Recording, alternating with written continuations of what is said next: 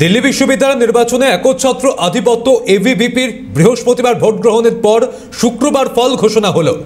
NSUI সভাপতিকে হারিয়ে পদ পুনর্দখল করল এবিভিপি।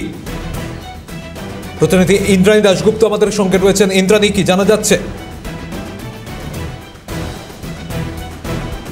ইন্দ্রাণী, শোনা যাচ্ছে? আমরা আবারও যোগাযোগ করার চেষ্টা করছি ইন্দ্রাণীর সঙ্গে। যে বিষয় আপনাদের জানাচ্ছিলাম, দিল্লি বিশ্ববিদ্যালয় নির্বাচনে একচ্ছত্র আধিপত্য এবিভিপির। বৃহস্পতিবার ভোট গ্রহণের পর শুক্রবার ফল ঘোষণা হলো। এনএসইউআই সভাপতিকে হারিয়ে পদ পুনর্দখল করল এবিভিপি। সম্পাদক ও যুগ্ম সম্পাদক দুটি পদই এবিভিপির ঝুলিতে এখন। আবারও আপনাদের জানিয়ে রাখবো, দিল্লি বিশ্ববিদ্যালয় নির্বাচনে একচ্ছত্র আধিপত্য এবিভিপির।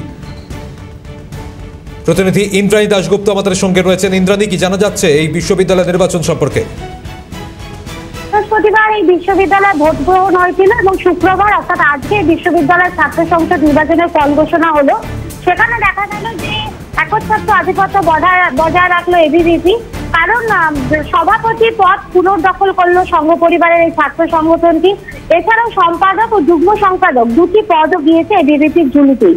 শুধুমাত্র কংগ্রেস প্রভাবিত ছাত্র সংগঠন national student union of India তারা একটি মাত্র পদে জয়ী হয়েছে।